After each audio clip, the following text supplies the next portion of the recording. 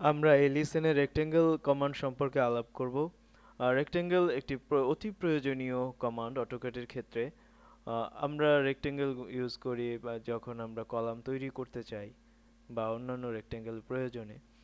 আমরা কিভাবে সেই রেক্টেঙ্গেলটা অটোক্যাডে ইউজ করব, তৈরি করব, সেটা আমরা দেখব। কমান্ড লাইনে লিখি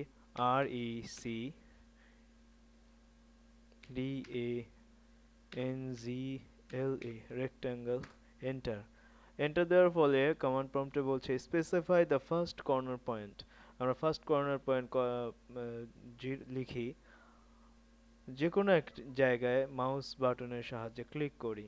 ক্লিক করলে সে শো করছে। আমরা রেক্টেঙ্গেলের সাইজ দেব। সাইজ দেওয়ার জন্য আমরা কমান্ড প্রম্পটে লিখব @, যদি 10 ইঞ্চি 10 ইঞ্চি কলাম তৈরি করতে চাই তখন আমরা লিখব 10,10।